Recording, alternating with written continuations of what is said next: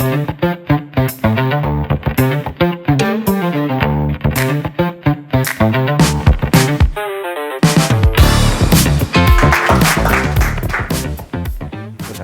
tardes. Buenas tardes. Lo primero que teníamos es la duda de A24 es un estudio, terror elevado es la etiqueta que se le ha dado a un género, pero es que antes incluso de hablar de cómo surge este estudio, a qué se dedica, yo no sé, que empecemos por el final explicando qué es lo del terror elevado, qué entendemos por terror elevado, que hay gente incluso que distingue Uno de otro, que esté elevado, que no esté elevado, y hay quien cree que eso es una etiqueta más fruto de marketing que otra cosa. Yo si quieres, yo puedo comentar lo que a mí me parece que es terror elevado y luego seguro que tu definición es bastante más profesional que la mía. Pero yo, cuando Fátima me propuso la charla y me habló de terror elevado, yo la entendí perfectamente. Yo sabía a qué se refería con terror elevado y a qué película se refería con terror elevado. Pero claro, a mí es que lo de terror elevado me parece un poco... nosotros, como fan del terror, éramos como unos críos en el sótano de su madre, fumando porros, comiendo galletas y comiendo magdalenas, ¿no? Y entonces de repente dijimos, ¿viste? Pero tomarnos en serio que también somos cine, ¿no? Y para que alguien nos tomara en serio y poder participar un poco de los premios del cine y de que y utilizar términos que todos los demás usaban, pero nosotros no, como fotografía o como atmósfera, ¿no? Pues dijimos, vamos a hacer que el cine, que el terror sea elevado. Y nos ponemos un smoking, ¿no? Pero que yo creo que estamos muy bien con el chándal fumando porro en el sótano de nuestras madres. Yo no creo que necesitáramos que alguien viniera a decirnos que el terror necesitaba una evolución, ¿no? El terror ya existía, había terror elevado antes y había terror menos elevado ya hace muchos años, ¿no? Que de hecho, una cosa que pensé el otro día fue cuando empecé a revisar por qué Midsommar, que ahora hablaremos de Midsommar, se hizo tan famosa, lo que más se repetía era que Midsommar consigue generar terror en plena luz del día, ¿no? Es algo increíble. Y claro, yo me imagino, yo de repente pensé, y Michael Haneke, que estaba pensando en su casa, ¿no? O sea, perdona, pero Fanny Kane ya hizo esto mucho antes, ¿no? Bueno, de hecho Midsommar ya se había hecho 40 años antes. Claro, claro. Pero que aún así, no digo que el tema del terror elevado sea algo que sea ni descalificativo ni que engrandezca una película. Simplemente creo que se ha convertido en una forma de antes de ver una película, pensar, ¿esta película va a ser de una forma o va a ser de otra? Y que ese término, que antes estaba clarísimo, desde Babadook hasta Midsommar, hasta Hereditary, ahora se ha difuminado. Ahora yo veo mezcolanzas, ¿no? De terror elevado con terror que no es elevado, que por cierto ese es otro tema que tenemos que tocar. ¿Cómo se llama al terror que no es elevado? Terror. Claro, terror a seca, ahí ya está. Bueno, ya avanzo que aquí este chico ha añadido una serie de etiquetas para algunos subgéneros dentro del terror, que los vamos a ver ahora después, que me parecen más que acertadas. Yo lo que pasa es que creo que la fórmula de terror elevado es como una etiqueta que no digo que no corresponda con algo, pero una etiqueta un poco cultureta. Es como llamar novela gráfica al cómic. A ver, novela gráfica es un formato de cómic.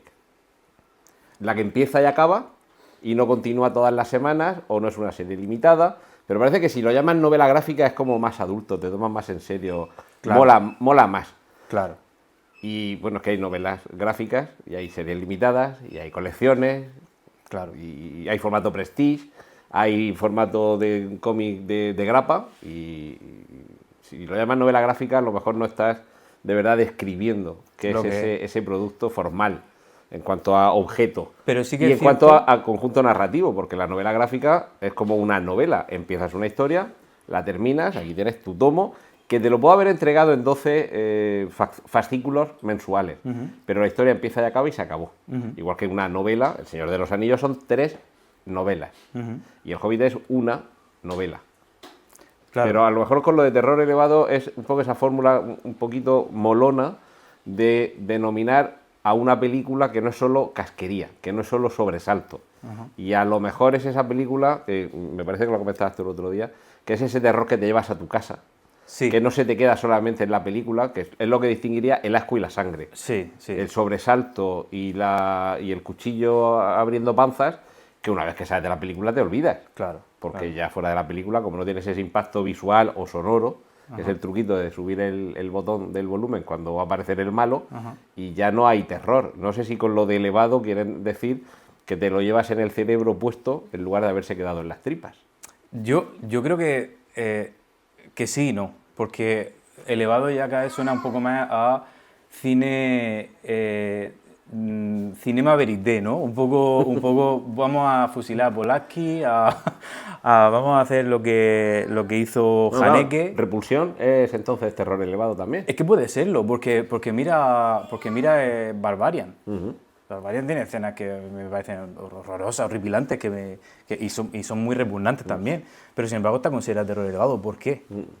¿Por qué es rara? ¿Quién pone las etiquetas? Claro, ¿quién pone las etiquetas? Y con novela gráfica sí que me parece que ocurre un poco lo mismo, porque no son términos que estén calificando un género. No es terror, no es un slasher.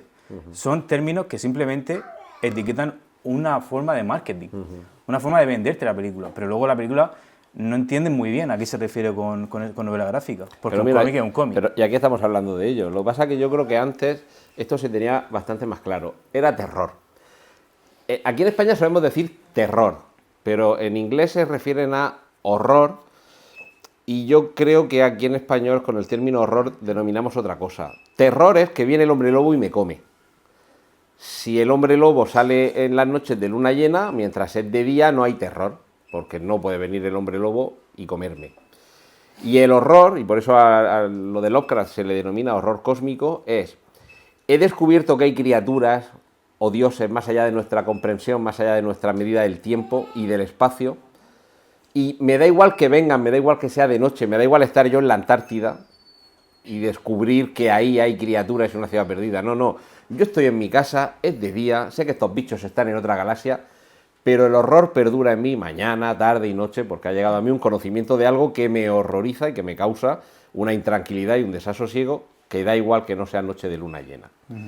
Pero yo creo que hace 60, 70 años, yo creo que todo puede comenzar, aunque hay evidentemente películas de terror antes, con los famosos monstruos de la Universal, que luego tienen en torno a los años 30, y luego a partir de los años 50, 60, finales de los 50, 60 y 70, una evolución en la Hammer.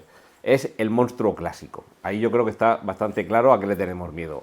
A un ser, a una criatura, a algo natural o sobrenatural, a alguien que ha forzado la naturaleza, y además la evolución que hay de un catálogo de monstruos a otra no varía demasiado. Tendremos que esperar que pasen otros 30 o 40 años hasta que lleguen. Me estoy refiriendo a casas, a estudios, porque vamos a hablar de A24, que no es un estilo, es un estudio. Y tenemos que llegar casi a los años 90, a principios de los 2000, a que llegue alguien como Jason Blum, con Blumhouse, y que haga algo parecido. Pero en este caso, olvidándose de esos monstruos clásicos que proceden en parte de la literatura y de las leyendas, desde el hombre lobo a los vampiros, pasando por la literatura, Drácula y Frankenstein, o el hombre invisible, y en Blumhouse ya tenemos otro tipo de terror, que no es elevado. No es elevado. Sí que se parece un poco más a lo que hemos visto hasta ese momento en las películas, entre comillas, clásicas y clásicas modernas, pero ese todavía no es un terror elevado. Películas, bueno, desde Saw, por ejemplo, a todo este nuevo tipo de terror que llega a finales de los 90 y principios de los 2000, pero ese todavía no es elevado. Pero porque había una diferencia para mí fundamental, y es que existía cierto control, era un miedo controlable. Si te das cuenta, cada monstruo que aparece ahí tiene un punto débil. Una kriptonita. Una kriptonita, algo puedes hacer contra él y siempre hay una esperanza, ¿no?, de poder... Pero el cine actual le gusta mucho jugar, de hecho las grandes películas del género le gusta mucho jugar con miedos que tú no puedes controlar y que no puedes vencer, y lo sabes desde el principio, ¿no? De hecho, esa es la representación más grande que existe de la ansiedad, ese cine de terror, ¿no? Esa sensación de cómo escapo de algo que ni sé cómo funciona, ni sé dónde está, ni sé qué va a hacer después. Es imposible. Esa sensación de desasosiego para mí es la ansiedad que a mí me ha consumido siempre. Por eso cuando veo cine empatizo tanto con ese tipo de películas. Claro, el terror elevado se ha convertido en eso, se ha convertido en terror elevado porque resulta que el monstruo ha dejado de ser un monstruo para convertirse en algo metafórico o más simbólico. Pues puede ser. Así empezó Babadook, ¿no? Un poco, de hecho. Babadook, si no la conocéis, grandísima película, título horroroso. O sea, Título horroroso. Pero horroroso para mal. O Sí, sea, sí, que sí. Babadook, que me parece un título muy ridículo para una película, así de grande. Recuerdo que fue de las primeras, ¿no? Que empezaron a... Sí, ahí ya a poner empezábamos un a tener poco- terror elevado fuera de A24, que curiosamente, aunque A24 la estamos identificando mucho con este tipo de terror elevado, yo diría que es casi una parte minoritaria dentro de su catálogo, que de hecho empieza con la comedia. No es su primera película, es la segunda película del catálogo de A24, pero Spring Breakers, una película muy gamberra, es casi una evolución de Porky's, de los albóndigas en remojo, de este tipo de cine gamberro, que es básicamente 4 mozas que se van en lo que aquí serían las fiestas de primavera, que se van de fiesta, y toda la película en bikini, además, chicas que hasta ese momento habían tenido una carrera más controladita, aquí parece como que se sueltan el pelo todos. Películas... Menos Jay Franco, ¿no? Que está en No, su no, salsa. él está ahí encantado de la vida, como siempre. Pero luego tenemos películas desde muy locas como puede ser Clímax, a películas que incluso siendo muy locas alcanzan un éxito mayoritario y alcanzan el premio de los Oscars, que parece que es como la etiqueta de que algo funciona la venta, sobre todo, y la promoción, como todo a la vez en todas partes, que tienen dramas como un Macbeth casi que parece un estudio, uno en blanco y negro, y una película como El Brutalista, que tiene un presupuesto ridículo, pero parece que ha costado 200 veces más, rodada en un formato como Panavisión, que es muy espectacular, y hay como un paso, bueno, Moonlight, que ni la voy a mencionar, o Clímax, que eso es una auténtica locura. Si no habéis estado nunca en una orgía puestos hasta las cejas, pues ved esta película. Os lo recomendamos. Os ahorráis luego, claro, es que os ahorráis a la mañana siguiente los arrepentimientos y la resaca. Pasamos de la comedia al drama. O sea, A24 tiene este género del que ahora vamos a hablar, pero hace mucho más. Claro, claro. Y además, El Brutalista, en particular, a mí me parece una película de la que ya no se puede... Yo pensaba que ya no se van a hacer películas así actualmente, una película de tantísimas horas que se tiene que dividir en dos, que yo tengo que salir del cine para un descanso, que me pareció una experiencia maravillosa, como estuviera en el teatro ahí, ¿no? Lo que pasa, creo que en ese momento fumaba, ¿no? Entonces, ahora ya no sé si me gustaría tanto ese descanso, ¿no? Pero sí que la recuerdo con un montón de cariño. Y luego, claro, ahí no está Marty Supreme, pero que Marty Supreme fue de las últimas películas que vi de A24. A mí casi me da un infarto viendo esa película. Yo la consideraría de terror. Yo tampoco. No se puede, pero las sensaciones son parecidas, desde luego. Sí. Bueno, aquí empezamos con las etiquetas, que son todas obras suyas. Empezamos por un terror tradicional. Sí. Aquí, en A24, sí que hay un estilo visual. Además hay una película que no sé si es en este campo donde la quieren mencionar, como es Longlegs, que le pasa como a Pánico en el Transiberiano, que tú puedes pensar que es de la Hammer, pero no, parece muy de la Hammer, pero no es. Pero aquí tenemos las películas de terror un poquito más tradicional. Aquí está quizá poniéndose de puntillas, todavía no se ha elevado a 24. Es que A24 tiene poco, porque vio enseguida el filón y se fue se lanzó mucho después de los grandes éxitos que tuvo, que yo creo que fue Hereditary y Midsommar. Quiso tirar muy por esa línea y hace poco cine convencional. Digo convencional o inferior, es que no hay término, insisto que no hay término, ¿no? Entonces, bueno, a mí, yo creo que esas películas son las más representativas. Puede que Talk to Me sea la más representativa de este grupo, porque es una película con una ambición, no diré menor, pero digamos que sus objetivos son menos profundos, ¿no? Su mayor objetivo es entretener, eso para empezar. Y que no es poco. Que no es poco, y lo consigue muy bien. Y su segundo objetivo es parecer joven. Y claro, si parece joven no puede ser terror elevado. Es como incompatible, ¿no? Entonces, claro, a mí me gustó mucho Talk to Me. Pero no la podría considerar terror elevado según parece que los críticos entienden terror elevado. Para empezar, para ser terror elevado, que esto no lo hemos dicho, requisito indispensable, ser la película de terror del año. Ah. El año pasado creo que vi 6 películas de terror del año. Está como el partido del siglo y la boda del año y todo esto, ¿no? Es que era una locura, ¿eh? Película que parecía que iba a ser un poco...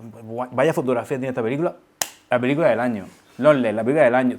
Película del año a punta pala. La película que ha aterrorizado a 6 millones de franceses. Sí. La gente se salía del cine, la película del año. Y no tiene jump scare. La película del año. No hay giro final. La película era así todo el rato, ¿no? Y eso tenemos que hablar de ese tenemos que abrir ese melón de vamos a hacer que toda la película de terror sea la película de tu vida, ¿sabes? Eso también últimamente está pasando demasiado y luego vas con una expectativa. Películas de terror del año por encima de nuestras posibilidades. Hay otra etiqueta dentro del cine de terror de A24, que realmente no son películas de terror. Aquí es donde podría entrar Marty Supreme, por ejemplo, que, a ver, de terror no es, pero sale taquicárdico. En momentos tensos, momentos muy densos también. De hecho, en cualquiera de estas tres películas, quizá, yo aquí te lo he discutido un poquito más, si tuviera piernas te patearía, o si pudiera te daría una patada. Sí. Yo lo veo un drama muy fuerte, muy intenso, a lo mejor es a mí, a quien no le llega a generar terror, como a lo mejor no me lo llega a generar The Room, pero sales muy mal de la película y mientras la estás viendo está fatal. Claro. Y qué decir de La Zona de Interés, que a mí me parece el póster, me parece uno de los mejores pósters que se han hecho en la historia del cine, porque es el resumen de la película, es el elefante dentro de la habitación sin que muestres al elefante. Claro. Mientras estás viendo la película sabes lo que hay al otro lado de ese muro, no se menciona, solamente ves los efectos, el eco de que ahí, por si no lo sabéis, hay un campo de concentración y es la vida de la familia que vive al lado de los oficiales nazis que están dirigiéndolo, pero tú en ningún momento vas a ver ni el campo de concentración, ni las barracas, ni los barracones, nada en absoluto, y que en el póster ocupe ese espacio en negro. Los que ya habíamos leído la novela, cuando yo vi el póster dije, joder, ya está. Claro. Ahí lo has pillado. A ver, yo la de si tuviera bien de dar una patada, sí que la quería meter en terror porque tiene elementos muy de terror. Primero, tiene jumpscare, sí. Por lo tanto, no es la película del año.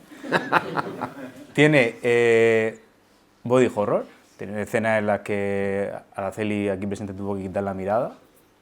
Y tiene un hámster asesino. Yo creo que son elementos suficientes para incluir el terror, pero bueno.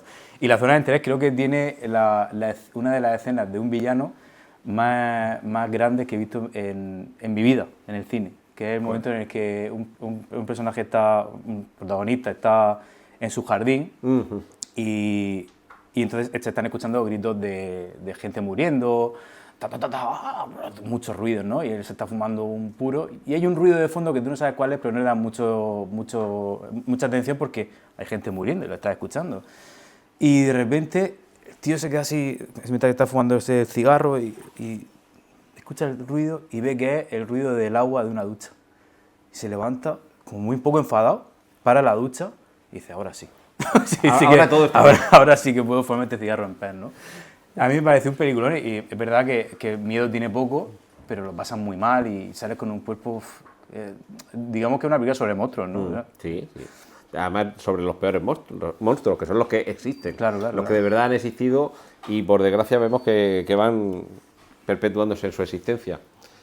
Bueno. Y aquí esta etiqueta que has puesto a mí me parece genial, es el apuntabas maneras, alzaste, pero la antigravedad no funcionó. Pero no llegó. No te llegaste a elevar. No llegó. Aquí evidentemente todos podemos Tusk es una de las primeras de A24. Ahí cuando creo yo que comienza a apuntar en una dirección diferente a la hora de plasmar el terror en el cine. Sí. Pero según tú no llega a conseguirlo del todo.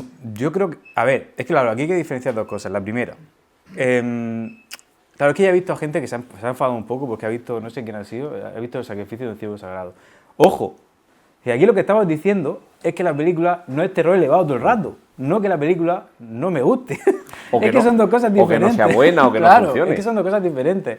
Es que creo que El sacrificio de un ciervo sagrado es una película que parece que va a ser algo muy complejo, una cosa que para entenderlo vas a tener que verla 3 veces y a lo mejor leerte un libro de poesía, pero luego resulta que es bastante simple. Es bastante simple, una película simple, y eso no quiere decir simple, quiero decir sencilla, sencilla de entender. Realmente sería como darle la vuelta al calcetín del realismo mágico y que en vez de ser bonito sea horroroso. Claro. Que está sucediendo con esa familia y con ese personaje. Yo no sé si no la primera de las primeras películas que vi de Barry Keoghan, y a partir de ese momento, o sea, este señor, cualquier miedo, cosa que haga, es que da miedo, nada, sale y da miedo. Pero es cierto que a mí la película me gusta y posiblemente de Lanthimos sea de las que más me ha gustado, porque Langosta me parece una cosa...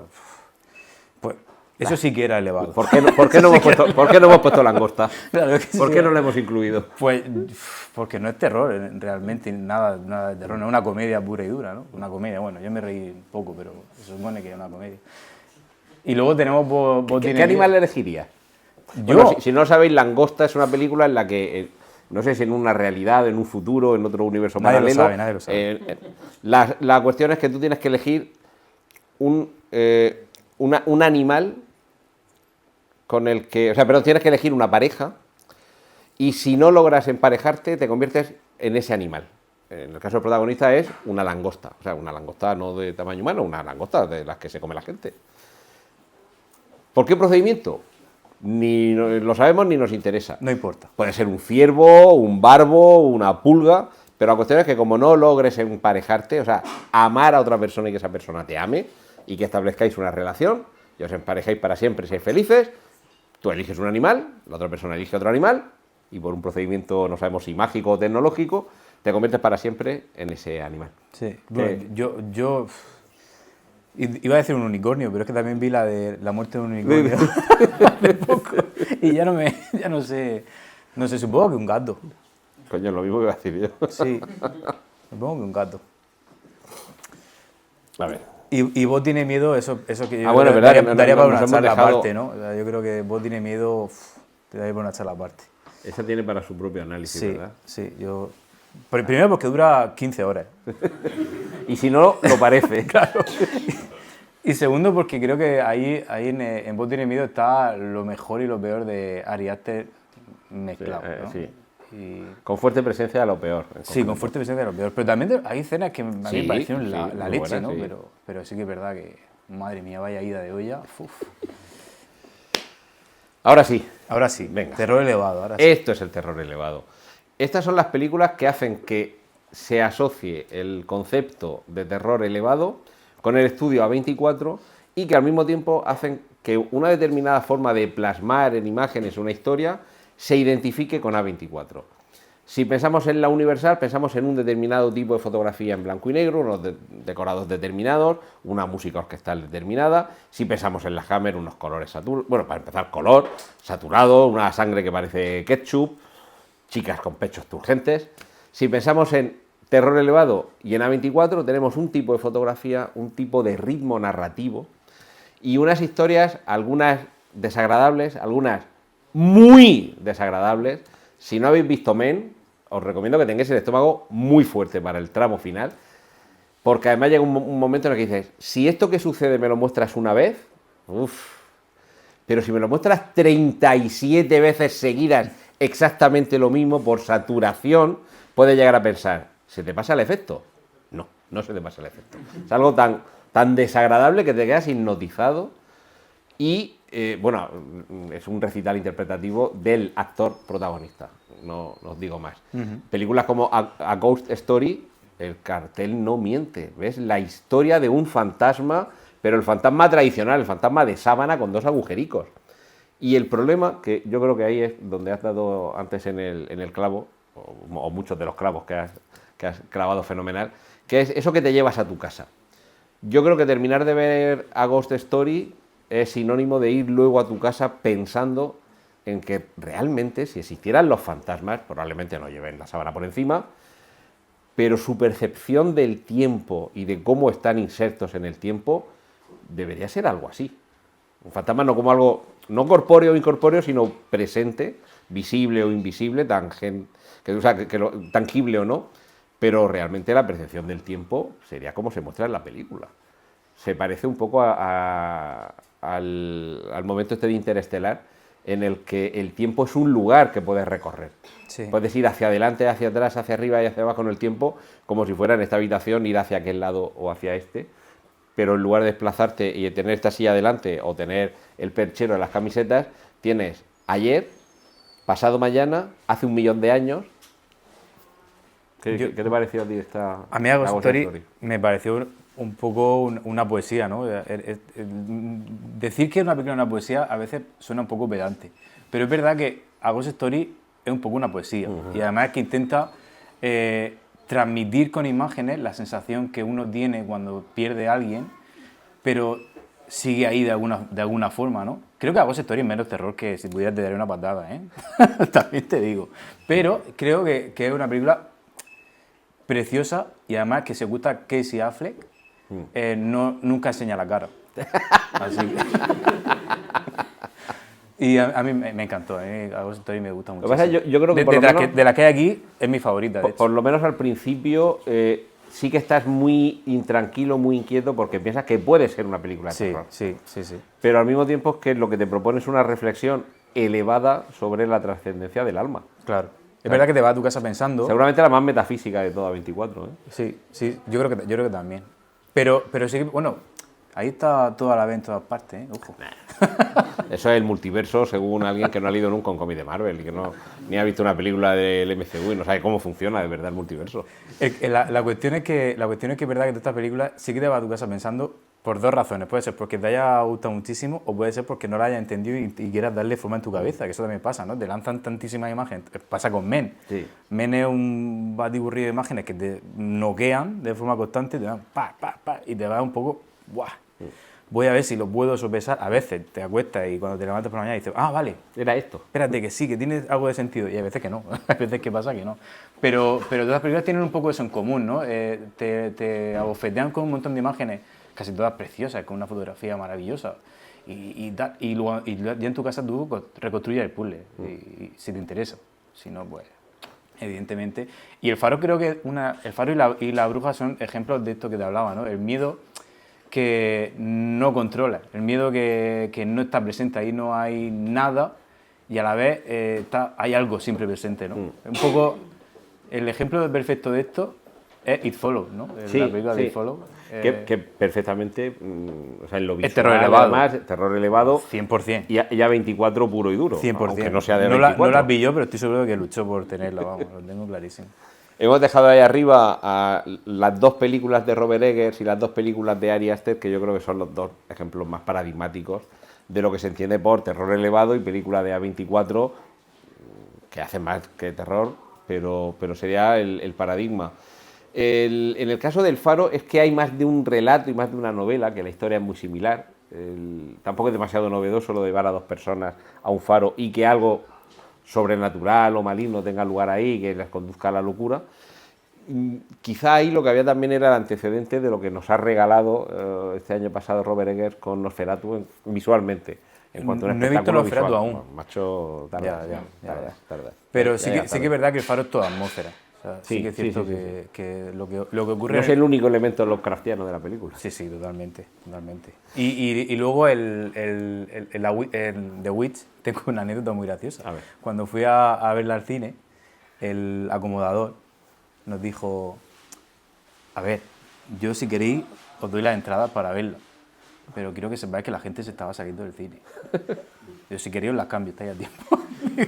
digo, no, da igual, me la juego. Sí, a mí mi novia me dice que ya no se fía de mí. Yo llevo casi 30 años dedicándome a hablar de cine en radio, en televisión, en internet, en medios, pero dice que no se fía de mí desde que no nos conocíamos cuando ya había visto ya La Bruja, y cuando yo le dije que me parecía una película sensacional y de las mejores que había visto, me dice, ya, no me pienso fiar de ninguna película que me vuelvas a recomendar.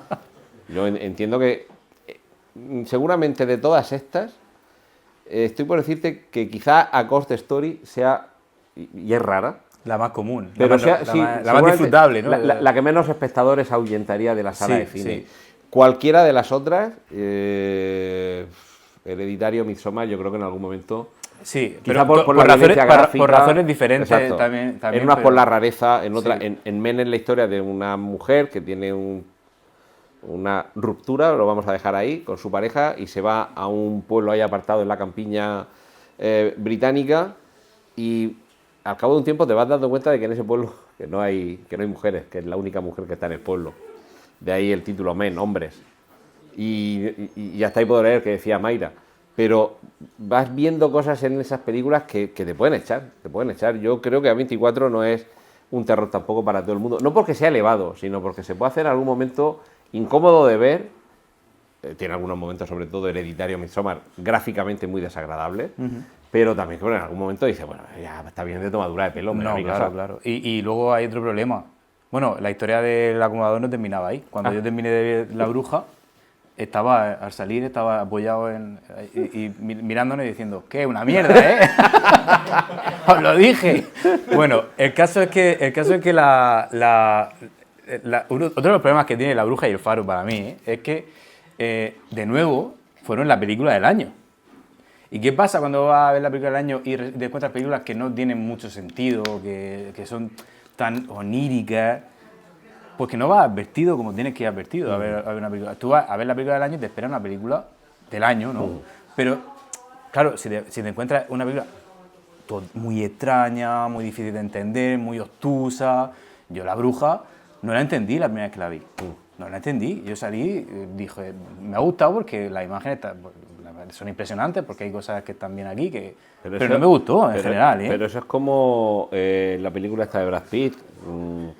Era el río de la vida, era esta que bueno, el árbol de la vida. No, el río de la vida. No, la que dirige Robert Redford. Ah, vale, creía que decía... No, tú dices... Sí, no, la del árbol de la vida, que también la del árbol de la vida, esa me acuerdo en concreto en la radio, cuando hablaba de esa película, le hacía esta prevención a la gente, que creo que con películas como estas es lo que hay que hacer. Si tú abordas un libro y cuando lo abres ves que es una novela o es una poesía, no lo deberías abrir de la misma forma. Una novela te la puedes leer en cualquier momento, mientras estás esperando, de viaje y tal. La poesía yo creo que tienes que ponerte en el estado de ánimo de voy a leer poesía. Voy a dejar el móvil silenciado, un momento en el que sé que por lo menos tengo media hora que no me van a molestar, yo estoy solo, tranquilo, en casa o en este viaje con mis auriculares de cancelación de ruido. Y si en ese momento me apetece leer poesía, cojo y me leo unos cuantos versos. Y El árbol de la vida era eso. Yo hacía esa prevención. Es que has definido Ve a muy ver bien esa película y si el pase es a las 6, sal de tu casa con tiempo para que a menos 10 o menos cuarto tú estés tranquilamente sentado en la sala. Veas las últimas notificaciones que tienes en el móvil y lo silencies. Y te pongas en paz con el mundo y digas, bueno, pues vamos a ver una película diferente. Esto no es La jungla de cristal. Esto no es una película de Jackie Chan. Y a ver qué es lo que me tiene que proponer. Aún así, cuando salen los dinosaurios hay gente que se salió. Bueno, lógico y normal si no te estás esperando que en mitad de una película más o menos poética, de un drama, una cosa muy lírica, una música espectacular, que de pronto salgan dinosaurios. Y además me acuerdo que se levantaron dos personas diciendo, pero qué tomadura de pelo. Tío, pues, macho, pues... Y bueno, y es comprensible también. Sí. Pero hay que ir prevenido a esas cosas. Pero que estas películas adolecen de eso. Yo creo que habría que tener otra categoría que sería terror difícil de ver o terror coñazo, lo que sea, ¿no? Para que la gente lo entienda, ¿no? Que de nuevo, no será algo peyorativo, será algo para que la gente entienda qué va a ver. Pero si tú le dices, insisto, El Faro es la película del año y llega y es una película en blanco y negro de Robert Pattinson mirando a una pared durante 5 minutos con seguidos... Willem Dafoe tirándose peos. Claro, a lo mejor digo, pues me la habéis pegado. Y a lo mejor está el acomodador otra vez ahí cuando salga diciendo, ¿qué? Que era una puta mierda. Pues sí, tienes razón. Pero, ¿y no crees que hay esa pátina un poco de ser cultureta de yo he sabido disfrutarla, tú no? Uf. ¿Vale? El elevado soy yo, no era la película. Claro. O sea, si eso pasara, yo me callaría, nunca lo diría, ¿no? No sería capaz. Si yo salgo de ver El Faro y todo el mundo, menuda mierda, yo diría, la verdad que sí, aunque me haya gustado, ¿no? La verdad que sí. Y no puede haber otra gente que sale de ver El Faro. No, en mi caso, a mí me gusta la película, no voy a decir que es genial, pero está muy bien. Pero imagínate que yo salgo de la película y digo, madre mía, la castaña que me he metido al cuerpo. Y te pregunta alguien, ¿qué tal? Y tú, ¡buah! No te la pierdes. Y cuando sale a comprar detrás, dices, toma, ahí la llevas. Si yo lo he sufrido, tú también. Claro, es como lo contrario del acomodador, ¿no?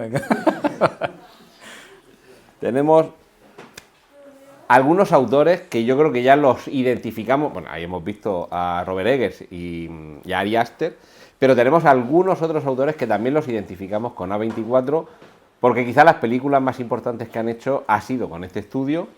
Y además alguno, yo creo que por un lado tan osado como Ty West, que se ha propuesto con esta trilogía, X, Perry, Maxine, hacer un recorrido por el mundo del cine de terror. Llevarnos desde películas como La Matanza de Texas, que es un poco lo que podría estar detrás de una película como X, a las películas, el guialo italiano, pero también las versiones de ese tipo de cine que se hacían en Estados Unidos, sobre todo en los años 70, y ya cuando llegamos a los años posteriores, la gran estrella del vídeo, cuando a partir de ahí se populariza, porque hasta los años 60, 70, 80, 70 como mucho, una gran estrella era inalcanzable en el cine, estaba en un pedestal, que ahora también lo están. Pero a partir de esa época, el vídeo democratiza todo, desde el proceso propio de producción de las películas hasta el consumo. Ya no hace falta que vayas al cine a verlo, ya eres una gran estrella porque te adora gente que a lo mejor va una vez al cine al año, a ver la película del año, claro. Todas las demás películas que consume es en el videoclub, te conviertes en la estrella popular. Y al final, sin desvelar demasiado de la trama, si no las conocéis, os daréis cuenta que la actriz protagonista es la misma, Mia Goth, pero básicamente es la historia de alguien que lo que quiere es que la quieran. Sí. Bueno, no lo había pensado así. Al menos las dos últimas, desde luego, sí, y la primera también, claro, en el fondo también es lo mismo. A mí me voló la cabeza un poco...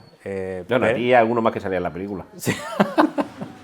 A mí me voló un poco la cabeza y te diré que yo no puedo hacer spoilers, pero lo que más me flipa es que yo no sabía lo que hacía Mia Goth en su totalidad en la película. Yo no tenía ni idea. Y cuando lo supe, dije, ¡guau! Tío, me encanta Mia Goth. O sea, yo me declaro fan de Mia Goth. Hay una de ellas, tampoco vamos a desvelar cuál para que sea la sorpresa, que el plano final, mientras van saliendo los títulos de crédito, es ella, no es fotografía fija, no está ralentizado, es a 24 fotogramas por segundo, aguantando el gesto sin pestañear durante todos los minutos que duran los títulos de crédito.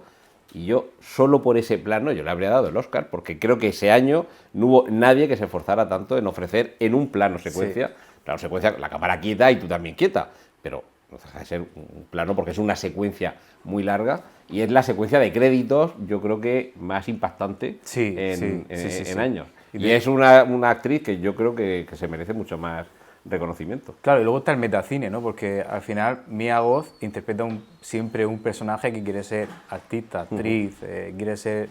Lo mataría, ¿no? Por ser actriz. Y ella era actriz y si no me equivoco, el salto verdadero lo pegó con esta película, ¿no? Sí. Así que al final... Tenía una carrera discreta, bien, de éxito, pero claro, no fue era tan popular. cuando entonces, claro, a mí me gusta mucho cómo la trilogía se ha convertido en la propia historia de Mia Goth, ¿no? Sí. Es que, bueno, sin desvelar tampoco demasiado, en la primera película, en X, vamos a ver en los años 70 como un equipo muy modesto de rodaje va a rodar una película de terror del estilo de lo que podría ser La Matanza de Texas a una granja. Y la chica que vive allí es Mia Goth. Y ella queda fascinada con el mundo del cine. El mundo del cine son 4 frikis en una furgoneta con 2 cámaras y un cubo con unas pocas películas. Y es una película de asco y sangre, perdón, una película porno, lo que van a rodar, que va deviniendo en una película de asco y sangre. Y eso a ella le fascina. Lo que pasa es que ahí además lo que tenemos es el Eros y el Tánatos, la atracción, por un lado del cine, pero por otro también del sexo. Porque es un equipo que va a rodar una película pornográfica en los años 70, en una granja en mitad de Estados Unidos, que también hay que tener valor, pero... yo comprendo que quede el personaje fascinado y que se dé cuenta de que, claro, me puede querer alguien más porque igual que yo voy al cine y veo a alguien en la pantalla y me quedo fascinado, es que a mí me va a ver también mucha gente. Claro, la pregunta es Ti West hace cine elevado? Esa es la pregunta del millón. Yo juraría que no. Juraría que su terror es más bien clásico, bebe del clásico, homenajea al clásico.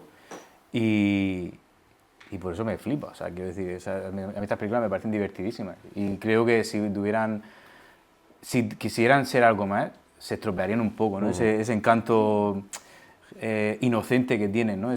Como tú dices, la premisa ya es un poco evidente lo que va a pasar aquí, ¿no? Pero es que antes ocurría, antes la gente, los adolescentes se iban a una cabaña a morir y tú sabías que iban a una cabaña. Yo he venido aquí a ver a esta gente morir y aquí hemos venido a lo mismo, ¿no? Hemos venido a divertirnos y a ver a esta gente morir. Sí, a lo mejor Ti West no tiene las pretensiones que pueden tener, por mucho que nos puedan gustar Robert Eggers o Ari Aster, que sabemos que quieren hacer algo más. Claro, aquí somos adolescentes fumando porro y queremos ver a esta gente morir.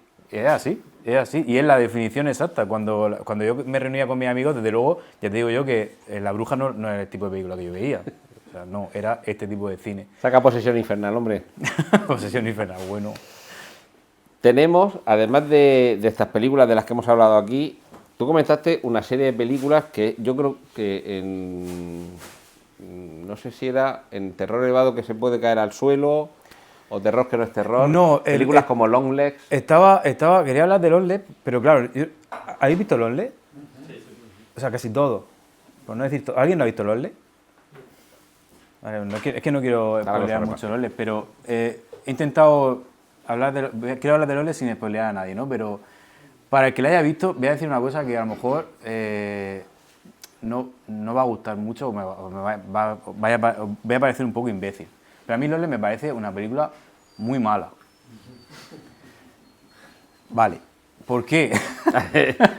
Claro, tengo que justificar esto, ¿no? Pero Longlegs me parece que es una víctima absoluta del término terror elevado y una víctima absoluta de la inflación de la crítica para decir que Longlegs iba a ser, desde antes de que saliera, desde un año antes de que saliera, ya era la obra maestra absoluta del cine, ya era la mejor película del año, ya era la mejor película de la década, ya era la mejor película de Nicolas Cage. Claro, y cuando su director, de Oz Perkins. Y de Oz Perkins. Que este también es de los que está haciendo 2 películas al año, casi. Claro, Oz Perkins, por cierto, que ha pasado de ser el director, ha hecho 2 películas más y resulta que, anda, pues no son tan buenas, simplemente están muy bien y ya está, sí, ¿no? Ya está. Resulta que los lee igual, ¿sabes? El problema de Longlegs es que, claro, ¿es mala Longlegs? No es mala, pero pretende ser una cosa durante 1 hora y media de película que te aseguro que yo la he analizado de pe a pa, porque yo soy guionista y cuando una cosa me llama la atención me gusta leerme, o sea, verla desde el principio, leerme el guión si está accesible. Te puedo decir que podemos quitar 1 hora y media de película y no vale para absolutamente nada. Porque hay 1 hora y media de película en la que pretende ser David Fincher, quiere ser Zodiac, sí. Quiere generar una atmósfera bocata di cardinales, una atmósfera opresiva. Por que culpa precisamente mucho de Fincher, porque Oz Perkins le presentó el proyecto y Fincher dijo, mira, echa por este camino. Claro, y como Oz Perkins no quería, dice, pues mira, tomo por aquí, cuando yo quiera ya me desvío. y el problema de la película es ese, él genera esa atmósfera tal, una historia detectivesca, que además cumple con todos los clichés del género, ¿no? Oscuridad, un personaje protagonista muy inteligente, atormentado, con un trauma, etcétera, etcétera, etcétera.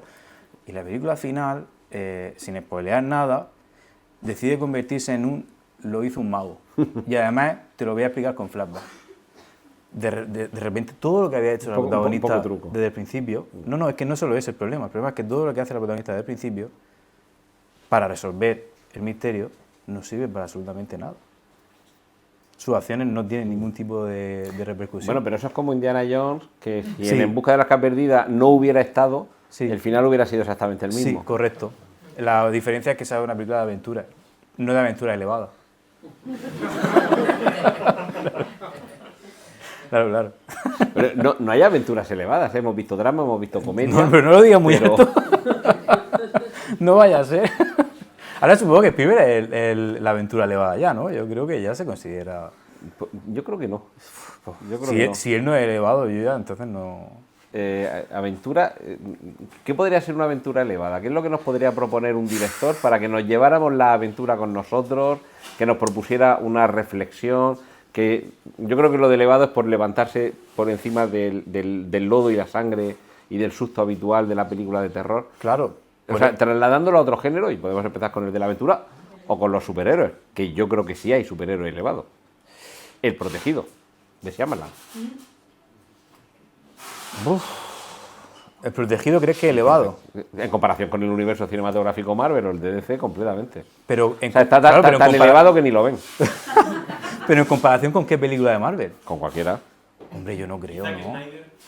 Bueno, Zack Snyder es el lodo puro y duro, nos regodeamos en él, estamos en la cabaña de porros y magdalenas pidiendo Zack Snyder, completa la trilogía. Ya le gustaría a Snyder estar en ese sótano, ¿sabes? Ya le gustaría eso nada. Yo creo que ha estado más de una vez. Vamos, a sus películas me remito. Madre mía, no, pero yo no creo que el cine de superhéroes de Marvel todo sea... Por ejemplo, ¿dónde sitúa la nueva serie de Marvel? ¿La nueva, perdón? La nueva serie, la de Wonder Man. Es el estudio. Está la serie de estudio de Apple. Sí. En la que vemos como es la de Seth Rogen. Sí. Pues es la versión MCU del estudio. Vale, pero ¿sería elevado o no? No. No. Porque se pone en smoking, pero tú crees que en el fondo es lo mismo. No se pone el smoking. Ni eso, ¿no? No se pone el smoking. Claro, pero ¿qué es glass? ¿Qué es cristal? Bueno, esa sería la evolución, los capítulos un poquito más Es flojos. la marvelización un poco, ¿no? De Shyamalan. Tampoco, quizá un poquito Glass. Puede ser. Quizá un poquito Glass. Yo soy defensor. Yo defendí el incidente. Bueno, Yo señores, me un peleo con quien aplauso, un aplauso. El incidente es terror elevado, solo que nadie lo entendió. El incidente, terror elevado es, te estoy dispuesto a concederte que es terror elevado el momento en el que están en la granja de la vieja. Buah, por favor. Ahí que sí, no. ahí pero, sí. pero nadie entiende que Zoe Channel no estaba actuando mal. Es que Simon le dijo, actúa mal. Es que no se entiende esa película. Es que, en fin, es un genio y nadie lo sabe, pero bueno. Bueno, podría nada. ser terror elevado películas. No, terror elevado no, no es terror. A ver cómo era la fórmula que había. Terror que no es terror, pero da miedico. El bosque de Shyamalan. Sí, Quiero decir, es que yo creo que terror Totalmente. elevado ha habido antes pistas, había migajitas de pan en el camino Sí, sí. que nos conducían al terror elevado, que a lo mejor no terminaban de serlo, Sí, sí. porque no había una uniformidad, no había un estudio, que más o menos todas las películas las puedes identificar con no sé, una estética casi, o una forma narrativa similar, y una serie de autores, de directores, la mayoría son directores y guionistas, que digan, vamos a contar esta historia de este modo.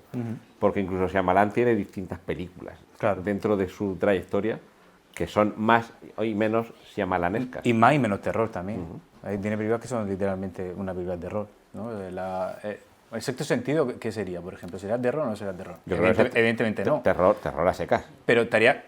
Bueno, sí. Hay susto, hay pero sobresalto, estaría a la altura elemento- de Ghost Story, por ejemplo, ¿no? Sería algo, Sí. así, algo similar, ¿no? Antes de venir me he acordado de una película que sería interesante sacar. No sé si habéis visto Good Boy. Good Boy. ¿Y Good Boy dónde entra? Era una pregunta que te iba a hacer luego. Claro, Good Boy, ¿no? ¿La conoces? La película que... ¿Cuál es? La película de miedo que está es siempre de la perspectiva de un perro. Ah, la del perro, coño, claro, la de Indy. Sí. ¿Eso qué sería? Es que...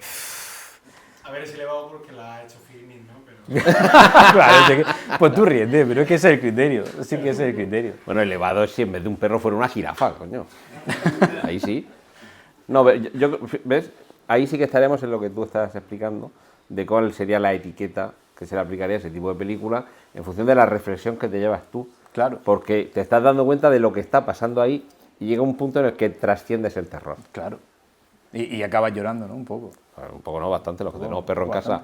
Que además mi perrica, es idéntico a Indy. Lo que pasa que en lugar de con las orejas cachas, con las orejas enhiestas, Claro, y yo la veo ahí y digo, madre mía, cuando yo me muera, que va a ser de mi perrica.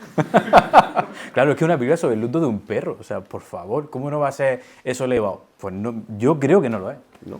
Yo creo que no lo es. Yo creo que es terror y ya. Yo creo que es terror bien hecho. Sí, es que es terror bien hecho. No creo que sea elevado porque en ningún momento pretende ser nada más allá de lo que es una película muy pequeña, hecha por una persona, con una cámara, durante muchos años, y que pretendía contar una cosa muy concreta y que se transmite muy bien, y ya está. Terror muy bien hecho, con muy poco dinero, con lo cual es más difícil todavía. Lo que no, vamos, creo que no hemos mencionado demasiados ejemplos previos de lo que hoy etiquetaríamos como terror elevado, que claro, es que hace 30 años no existía esa etiqueta, pero podía ser terror elevado. Hemos mencionado algunos ejemplos, pero La semilla del diablo, por ejemplo, eso sería terror elevado. Para empezar, casi nunca es de noche, quiero decir, que transcurre de día en un edificio. Mira Manhattan. Bueno, Que la señora del diablo, esta es la que escribió... La de Polanski. Vale. Vale, no, entonces no. del edificio de Dakota. Yo me confundí con El pinazo del diablo. Ah, no, ahí no creo yo que sea terror elevado. De hecho, casi que ni terror. Y lo que sí que hemos tenido son ejemplos de géneros dentro del terror que han ido surgiendo con la evolución, desde el slasher, por ejemplo, que es simplemente alguien con un hacha, con un machete, con una sierra mecánica, matando gente. No hay nada más detrás de eso. Con lo cual, claro, mientras estés en un sitio donde no haya sierras mecánicas, veamos aquí en los años 70 y 80, la matanza de Texas, y decíamos, pues no he visto una sierra mecánica en mi vida, puedo estar tranquilo que el loco del pueblo no va a venir a por mí con una sierra mecánica, va a venir con un hacha. Que es casi peor, porque al hacha no se le acaba la gasolina. Claro. El láser es otro ejemplo de si ahora empezamos a hablar de terror elevado, ¿qué ha sido el slasher todo este tiempo? Pues el terror para idiotas. El más bajo posible. Es que me parece algo tan... o sea, la base, la esencia, o sea, Halloween era terror inferior. Es el slasher... Pues bueno. Es el slasher al terror, en comparación con el terror elevado, lo que dentro de los deportes sería el slasher el fútbol y el terror elevado el ajedrez. Uno es para burros y el otro es para listos. Sí. Y estoy pensando en el dinero que se gana con una cosa y con otra. Puede ser. puede ser.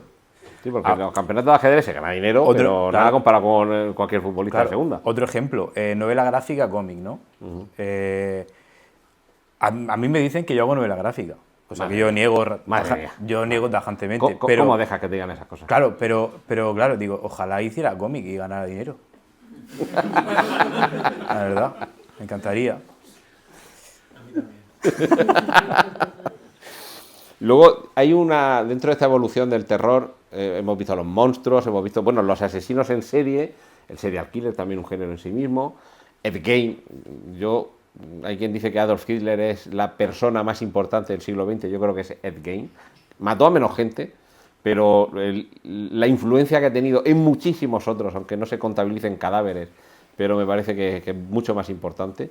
Y genera películas desde Psicosis, La Matanza de Texas y el Silencio de los Corderos, y vamos llegando del cine de psicópatas a nuevos géneros, los de metraje he encontrado, no el primero, pero uno de los primeros ejemplos, con Holocausto Caníbal, y tiene un florecimiento espectacular con La Bruja de Blair y Paranormal Activity, que ahí es cuando tenemos otro nuevo tipo de terror, por diferenciarlo, porque ese no es ni elevado ni de baja estofa.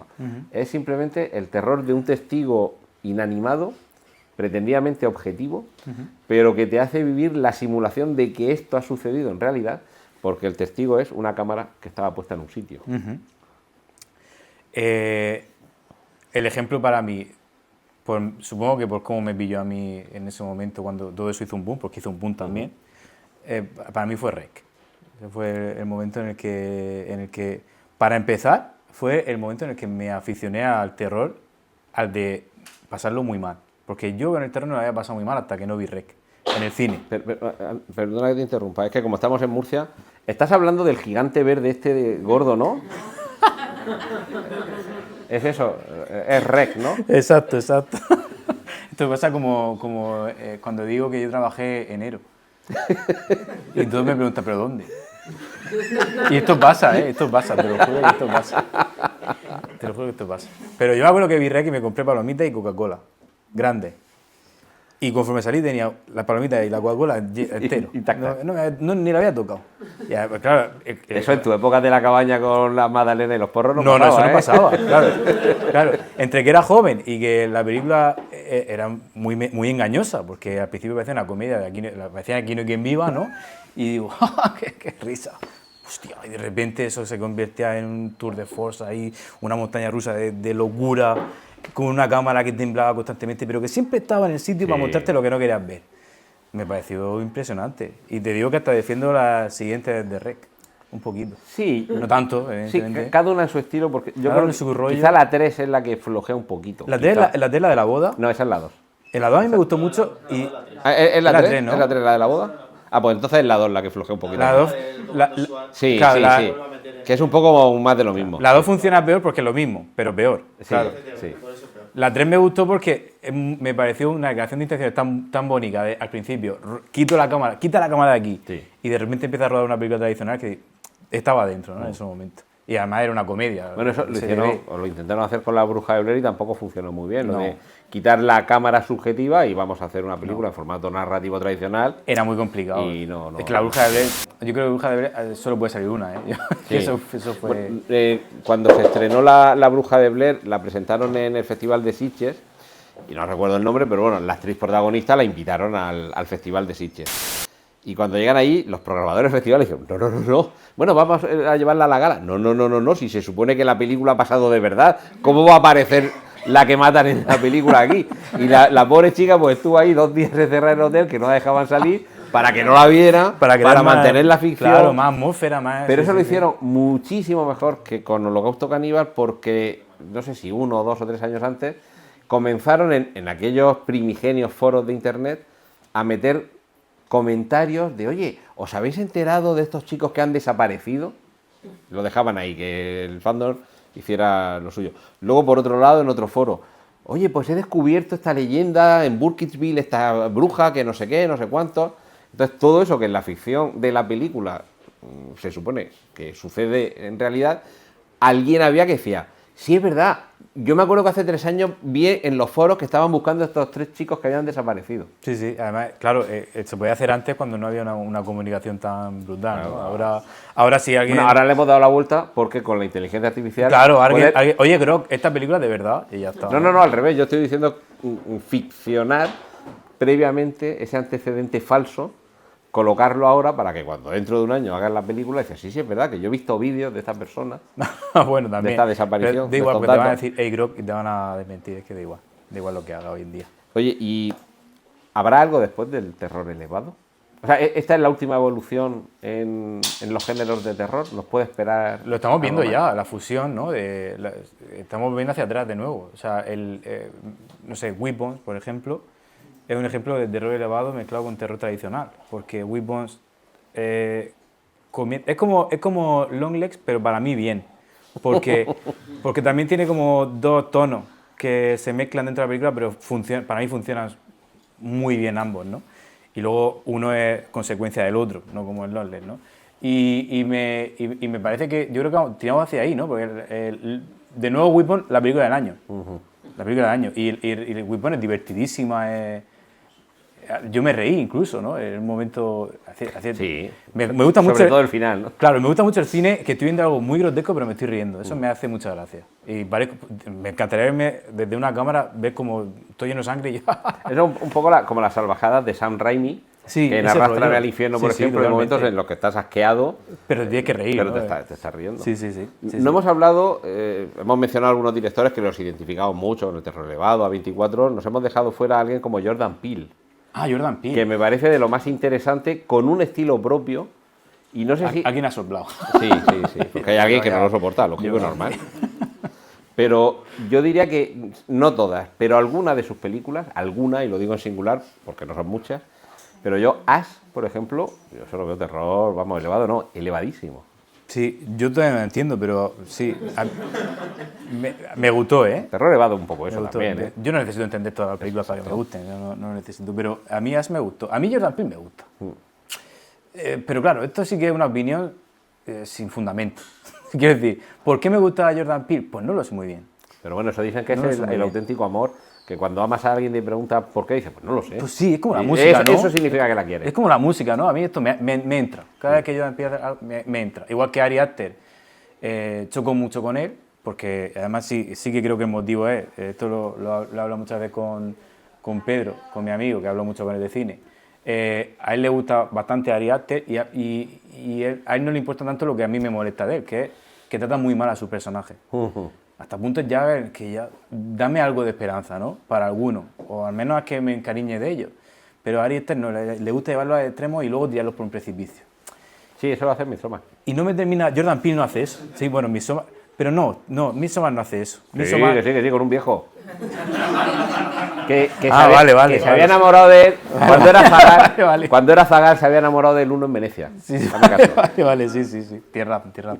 Pero Jordan Peele, sin embargo, no. Jordan Peele sí que le tiene cariño a los personajes, Sí, ¿no? Da la sensación de que cuando algo horrible pasa, él no lo está disfrutando, ¿no? Como un crío. Él está De sufriendo hecho, un por poco ejemplo, contigo. en Ash llegas incluso a empatizar con los, entre comillas, con los malos. O sea, no solo es que los buenos te llegan a dar pena y quieres que les salga bien todo, sino que hay un momento en el que comprendes las motivaciones de los malos. Claro, hay villanos con motivación, cosa clave también para que un villano sea interesante, ¿no? Que tenga una motivación y que lo entienda. Y creo que, bueno, en fin, Déjame salir. Déjame salir es un peliculón. A mí me parece, bueno, eso es terror elevado, se supone, también. Sí, Pero, sí. ¿por qué? son cosas que yo no me termino de explicar. Una película de terror muy convencional, en realidad, con una premisa interesante, así muy novedosa, pero... Es el malvado Zaroff, una vuelta de tuerca sobre Sí. eso. Pero, bueno, igual que Midsommar, básicamente es el hombre de mimbre, pero como hay mucha gente que no la conoce, es lo que pasa cuando ves alguna secuencia en Los Simpsons, que cuando después ves la película a la que estaban parodiando, dices, ¡ay, esto es Los Simpsons! Sí, todos Los Simpsons lo hicieron 40 años después, efectivamente. Claro. Bueno, llevamos una hora dando la turra, pero también queremos que participéis y que compartáis con nosotros si tenéis más que una pregunta, una reflexión, por ejemplo. Yo creo que hay un autor ahí, tal vez que no se menciona mucho porque no ha trabajado con A24 y siento que a veces se me pasa por alto en esto de hacer el terror un poco de pronto más pensante, porque yo creo que a veces hay varios tipos de terror y yo personalmente disfruto básicamente cualquiera. Pero uno de ellos es Mike Flanagan también, que no Mike que Flanagan. está por fuera de esto y te hace... Mike Flanagan te puede hacer llorar, no de miedo, sino te conmueve en sus diálogos, en sus series y esto. Pero sí creo que lo que pasa con esto es que el terror es tal vez el género más infravalorado de todos en general. Los que somos fans nos gusta mucho, pero a la mayoría de gente le parece como algo menor. Sí. Y por eso se le exige más de lo que tal vez se le exige al resto de géneros y trata de ubicarse en lo que tiene que ahora ser elevado, que no tiene que ser elevado, no sé qué, o que entonces ya decir que es elevado no sé, es pedante o lo que sea, pero yo creo que el terror es tal vez el género más importante porque es el que más atraviesa la experiencia humana real, más allá de los monstruos y estas cosas. Totalmente, sí. Y de los más difíciles porque hacer reír y hacer llorar son difíciles.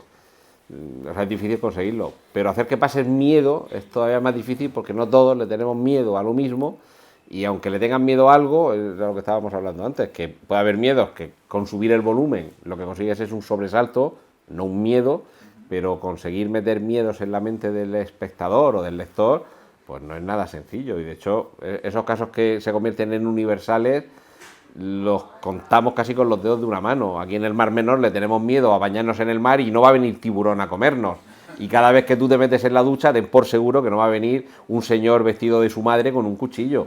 Y aún así, como oigas un ruido, te cagas vivo dentro de la ducha. Claro. No es nada sencillo el género de terror, ¿no? Lo que pasa es que Mike Flanagan ha hecho poco cine, ¿no?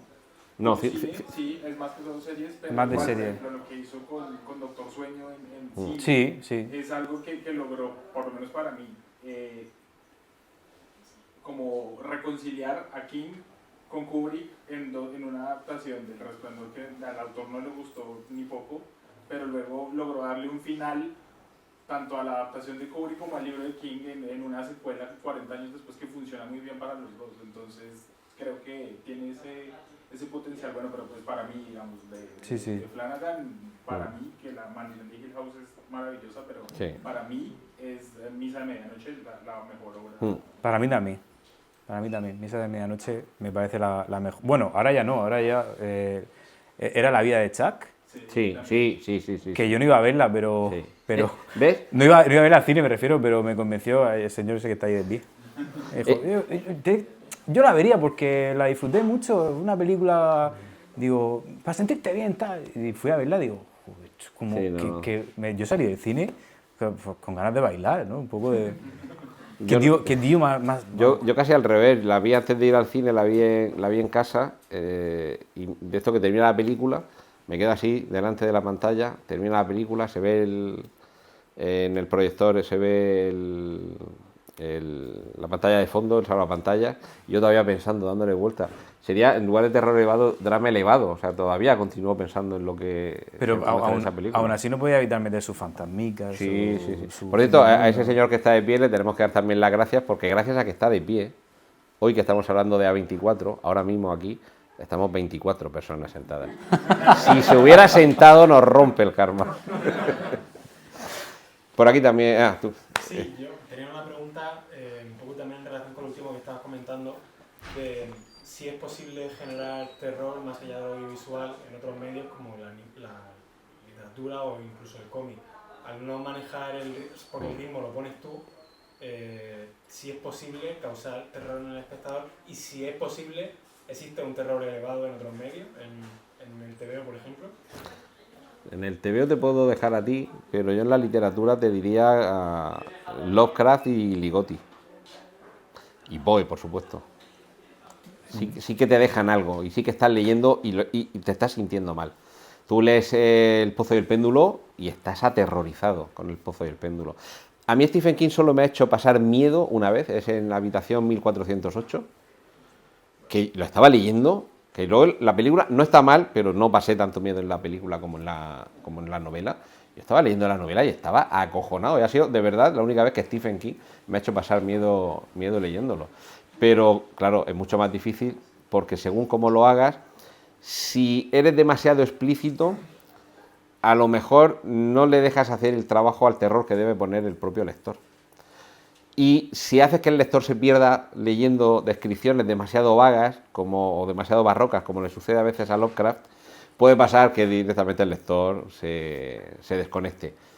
Pero en ocasiones, autores de estos, tanto muy clásicos, muy canónicos, muy normales como Lovecraft, como Poe, o de los que se van un poquito a otra esfera, como puede ser Lovecraft, o para mí Thomas Ligotti,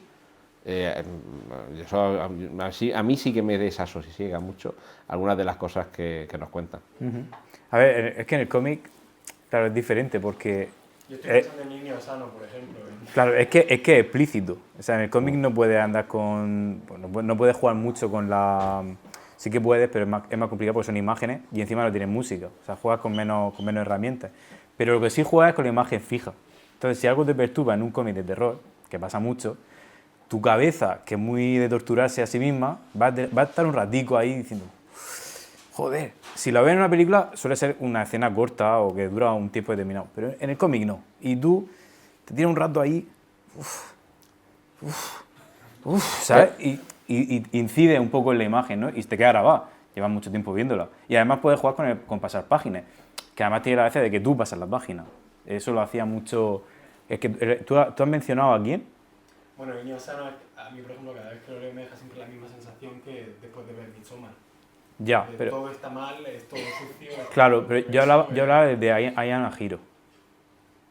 El de Imagino, fíjate que yo creo que es más comedia y todo. Sí, pero a la hora de generar tensión, el terror clásico, el de voy a ponerte un poco nervioso para luego darte un susto, ese tío lo hace muy bien, porque darte un susto con un cómic es complicado. Pero lo que sí hace, yo recuerdo escenas de paso las páginas y el protagonista está mirando por un rabillo del ojo. Pasas las páginas, entonces son dobles páginas de el rabillo del ojo y tú puedes ver un poco lo que hay ahí. Hay una mujer acostada en la cama, pasas las páginas, la mujer se ha caído de la cama, pasas las páginas, la mujer parece que se está moviendo hacia ti, pasas las páginas más cerca, pasas las páginas y al final pues tienes un pedazo de cara de esa mujer descomponiéndose, los dientes podridos, tal. Claro, te estás poniendo nervioso porque tú estás pasando las páginas y tú dices, que me lo voy a comer. Pero es que lo tengo que pasar, si no me atasco aquí, lo tengo que hacer.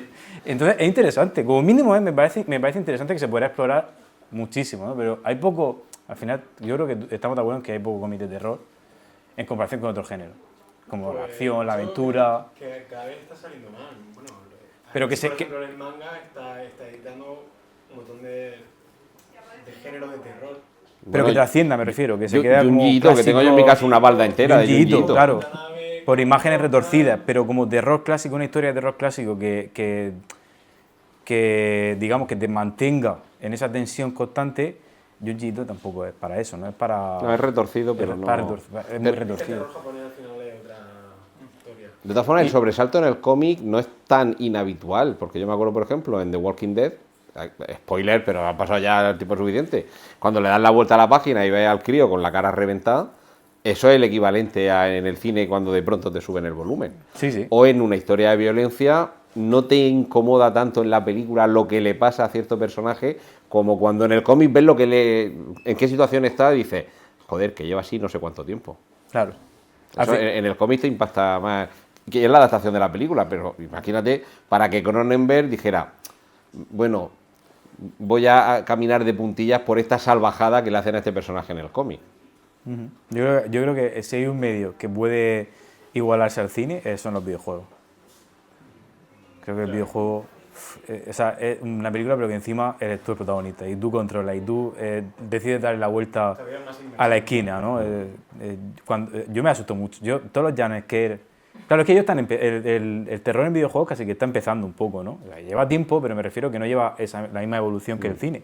Y ahora los jumpscares son como sorprendentes en los videojuegos, ¿no? Y cualquier juego de terror elevado, ¿sabes? Vamos a llamarlo así, un juego de terror Pero que... eso existe también. Sí existe, porque están los juegos de terror que es de pegar tiros y de tal, y luego los juegos de terror que se dedican a contener, a contar una historia muy significativa, a meter mucho onirismo en los juegos. Silent Hill es terror elevado. Silent Hill juega con la niebla, juega con el no saber qué está ocurriendo, el terror psicológico de alguien que parece que está volviendo loco, eso es puro terror psicológico. Pero claro, encima lo estás manejando tú. Yo no juego mucho a videojuegos. Creo que alguien quería... Vamos enseguida, pero... Silent Hill, por ejemplo, Silent Hill 2, una de las grandes historias de terror, ya no solo de los videojuegos, sino en medio en general. Sí, pero luego la hacen película y... Y en la película no, pero el videojuego en sí... Pero es un ejemplo, ¿no? O sea, la película, y el juego el tema de funciona muy bien. La novela visual también juega mucho con el terror. Pues, por ejemplo, el clásico de No te convoque de Boguita, pues un ejemplo. Claro, sí, sí. Que de hecho ahí participó el propio autor Sí, sí. del relato. Yo iba a decir que videojuegos juego muy poco, pero hay uno que me juega mi novia y a mí me parece deprimente el punto de partida. It Takes Two, no sé si lo conocéis, que es de una pareja que se van a divorciar y entonces se Creía que iba a decir convierte algo en muy- criaturas así pequeñitas y tienen que colaborar para... Se puede empezar de una manera más deprimente un videojuego, de una pareja que se va a divorciar, por Dios. Pero me hace mucha gracia, es como si yo dijera... el otro día estaba viendo mi sobrino una película que empieza muy deprimente porque va de un vaquero, que es un juguete, que abandonan a cambio de otro juguete más moderno. Pues es un poco It Takes Two. Pues sí, Cuando dices que es deprimente. Sí. Porque es como, Pero- es como una comedia Pero fíjate, romántica. estaría fenomenal si el otro juguete fuera, por ejemplo, un astronauta, tío. Eso molaría un montón. Al final It Takes Two empieza deprimente, pero es una comedia romántica graciosísima, muy simpática todo el rato, ¿no? Deprimente. ¿Alguna intervención más? Sí. De etiquetas que hemos estado hablando, o sea, yo creo que, como dice Ángel, sirven si nos entendemos. Y no me molesta ni siquiera que sean acumulativas. Yo recuerdo la primera vez que vi El extraño, la coreana, la película, que en Film Affinity veo género, y pone comedia, policíaca, drama, thriller, terror, Western. folk, rural, sobrenatural. Y esto que lo esperaba además, pero bueno, los coreanos también tienen otros géneros en la cabeza. Y bueno, pues sirve hasta cierto punto. Pero de los géneros, como visto también, el que más me resulta difícil disociar, que has mencionado tú antes de Silencio de los Corderos, es el thriller, porque solo tenemos claro que es terror. Y luego No, Seven- el thriller no es terror. No, digo Saw. Bueno. Saw. Pero luego Seven no. ¿Y cuál es la diferencia? Que hay más intensidad de casquería, porque en Seven también hay un psicópata claramente monstruoso, con una efusión de violencia también bastante explícita. De hecho, yo de pequeño, claro, cuando somos pequeños el terror es distinto, pero yo la película que yo recuerdo que me dio más miedo, quizá porque mis padres me dejaron verla pensando que no era de miedo, fue La Noche del Cazador, que La Noche del Cazador de Robert Mitchum. Sí. Porque está buscando dinero, pero si fuera el páncreas de la niña, tiene todo lo demás, y tiene las sombras, la persecución, la música, y podía ser para mí perfectamente una película de terror. Y que no se los quiere comer, pero que si se los quisiera comer, o sea, es que es Hansel y Gretel, básicamente. Efectivamente. Fíjate que la primera película de género que se lleva un Oscar a Mejor Película es El silencio de los corderos. Sí, a ver, tiene momentos de terror, pero yo tampoco diría que es una película de terror. O sea, más bien un thriller de investigación policiaco con psicópatas y eso, pero estrictamente de terror tampoco. Sería una de las muchas etiquetas que le pondrías, pero fíjate cómo al final eso es como un barniz en muchas ocasiones. Es como lo de ciencia ficción en clave de comedia. Bueno, en la literatura, el romantasy. Pues antes había una historia romántica y una historia de fantasía. Si las mezclas tienes eso. Y al final el terror puede llegar a ser eso, un barniz, que se lo estamos aplicando a esta otra historia, que puede ser un western, una comedia, un drama. Hay una temática subyacente que si es remotamente sobrenatural ya la llamamos terror. Es decir, si el psicópata simplemente quiere matar por sexualidad o por dinero o por lo que fuere, es thriller. Mientras que si pone un satanás se tatúa aquí el demonio... Pero, Claro, sí pero que- también depende de los elementos, porque en Ghost hay un par de momentos, 1 y 2, en los que sí que dice, coño, que yuyu. pero hay elementos sobrenaturales y no es de terror. Claro. Es que, Entonces- es que al final, Longlegs, yendo a Longlegs, perdón, me parece que estoy obsesionado, pero no, es que viene al caso. Es que viene al caso. Es que Longlegs, en realidad, hay una gran parte de Longlegs que es como Seven, pero con un villano mucho más loco. Sí, es Esencialmente Zodiac. es lo mismo. Y aparte que creo que hay una diferencia entre ¿qué es terror? No es terror, es fantasía, no es fantasía. Entre es terror y el terror elevado. Y es que el terror elevado parece algo que la hace mejor. Esa es la diferencia. Entonces, cuando estamos etiquetando en películas en mejores y peores, ahí tenemos un problema. Cuando estamos etiquetando en una película, no, esto es terror, fantasía, es una mezcla, perfecto. Lo que quiera ser, me da igual. Si está bien, está bien. Y si está mal, está mal. Pero si yo te digo, no, es que esto es terror elevado y esto no, pues ya estoy diciendo, esto es mejor y esto es peor. Y ahí es donde yo creo que tenemos el problema. Y con la novela gráfica, igual. No, es que esto es novela gráfica y esto no. Ojo, que esto es complejo, guay, súper chulo. Esto es para críos pequeños. Tenemos un problema. Esta parte la vamos a tener que quitar por planeta. Cierto, cierto. Por, Yo iba a decir que la serie Expediente X también podría haber sido como una especie de introducción al terror elevado que nos estuvo preparando durante todos los 90. Y no me refiero a los episodios de Alien, me refiero a los episodios de esos monstruos que nos presentaban. el de la granja. Sí. El de la granja, Sí. por ejemplo, o el chico que muda la piel, que yo me cagaba del susto cuando era pequeño y lo veía y yo no quería verlo. ¿Sabes? Esos episodios es como el miedo que lo ves todas las semanas, que te enseñan, que después por ahí teorías de la conspiración que dicen que estaba inspirado en hechos reales, que había realmente gente que vivía así en esa situación. Entonces, Claro. yo creo que eso a lo mejor nos ha ido educando un poco para no asustarnos ahora o estar preparados Entonces, para este nuevo tipo y de claro, terror. ¿Para qué nos está preparando entonces la isla de las tentaciones? Para Tiemblo. Pero bueno, las tentaciones, eso es 1984. tío. Es prepararnos para que nos estén grabando continuamente y un día, digamos, pongamos el canal el 40 y pico y digamos, hostia, si soy yo. Vamos ahí, ya va mi vida, qué bien, todo el mundo puede disfrutar de mi vida. claro, pero hay una cosa que has dicho que me ha llamado la atención. Has dicho, a mí desde pequeño me acojonaba esto. Claro, si podemos considerar terror a nuestros miedos infantiles, Claro. ¿sabes con qué película me acojoné yo? Con Willow. Hostia. Con Willow. Hay un momento en el que la bruja transforma a todo el mundo en cerdo y Sí, estuve, sí. Hombre, claro, que me claro. lo dijo mi madre, estuve sí. una semana sin dormir. Claro. Creo que iba a decir una semana sin comer Cerdo. salchicha. Yo cuando era pequeño me provocó muchísima ansiedad, por ejemplo, ver el principio del viaje de Chihiro. Porque cuando También, convirtaban sí. los padres en cerdos, Es que las transformaciones, Con esa pues, me definición alegro no estar y con- solo en esto. o sea, es como... Madre mía, no vayáis nunca al Alma de Murcia, ¿eh? Veo que tenéis ahí un trauma con la conversión porcina. De ahí sale una buena película de terror, ¿eh? Había levantado también por ahí la mano. Sí. Que además tiene un nombre buenísimo, el pozo. Sí, Esto lo vamos a cortar luego también.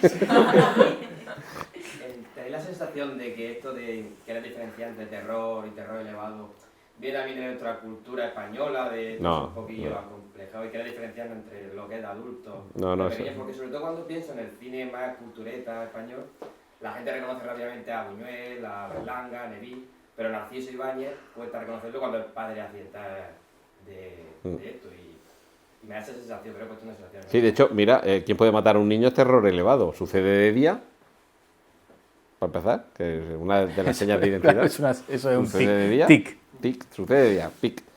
Pero no, por suerte o por desgracia, lo de terror elevado no nos lo hemos inventado aquí en España. Esto en el resto del mundo también lo denominan así y la misma disquisición que vamos a tener aquí sobre qué es y qué no es, también la tienen, llegando también, o no llegando al mismo consenso de qué características se le pueden atribuir, cuáles cumple y cuáles no. Hay un listado.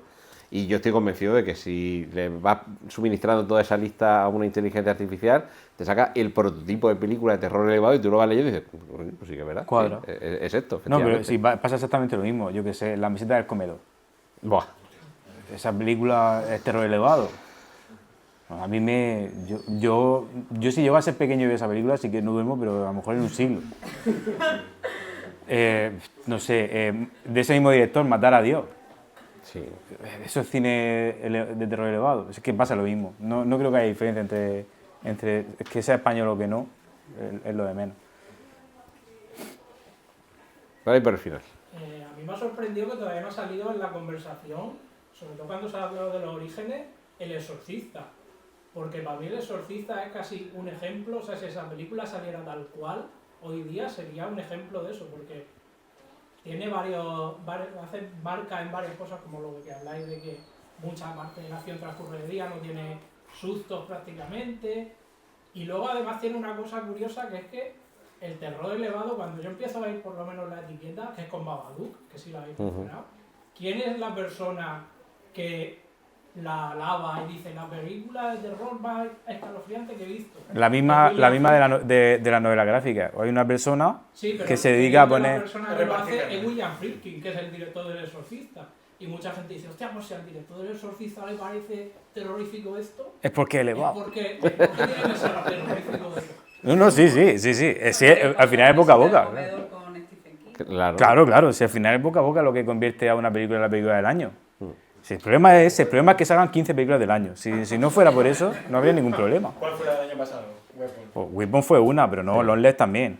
Fue del año pasado. Bueno, pero digo del terror. No sé si Lonely fue de 2025, yo creo que sí. Sí, yo me quedo con el Nosferatu de Eggers. Pero Nosferatu también fue la película del como año. producto audiovisual. Pero Pero también lo fue, ¿eh? Sí, pero que como no me está contando nada novedoso en ese sentido, sino que me lo está contando de una forma, entre comillas, novedosa, pero es por el producto. Pero quizás Weapons... estaba también la otra, la de la madre que tenía el hijo en adopción... Devuélvemela. Devuélvemela. Esa. También era la película del año, efectivamente. Pero yo me sigo quedando Por menos más personas. Me sigo quedando más con Weapons. Me parece... Pero que al final esto no ocurre con otro género, ¿eh? No, es lo que no, quiero no, decir. no. O sea, en otro género pues salen 5 películas muy buenas y le ponen sus 5 estrellas y dicen, pues esto me encanta, pero que no se genera esa pompa tan gigante que al final genera una expectativa tan grande que mucha gente cuando va al cine dice, pues tampoco era para tanto. Claro, la culpa no es del espectador que ha ido con la expectativa, la culpa es de la crítica que le ha puesto un 10,5 sobre 10 y que le han dicho que iba a ser eso una experiencia inolvidable. Eso Bueno. yo creo que lo podemos bautizar ya como el efecto Sinners, que está muy bien, pero no se va a llevar 16 Oscars. Sí. Y entonces la gente que... 16 nominaciones, y luego va, la ve y dice... Pues a ver, sí, esto está bien, pero que tampoco para Pero tanto. ahí eso es lo que te digo, Sinner es una película Sí, está que fenomenal. que a mí me Sí, flipa sí. Sinner. Pero claro, ¿por qué tiene que ser Sinner pasar de ser una película que me flipa a, bueno, pero no es para tanto? ¿Por qué? Porque decidieron que iba a ser la película del siglo. Pues nada, pues ya está, ya tiene la película una cruz Es la película del siglo de este año. de este año. De este año. Pues si no hay ahí ninguna intervención más, yo creo que nos vamos a despedir. ¿Alguna petición del público? ¿No? Bueno, pues lo dejamos aquí, muchas gracias.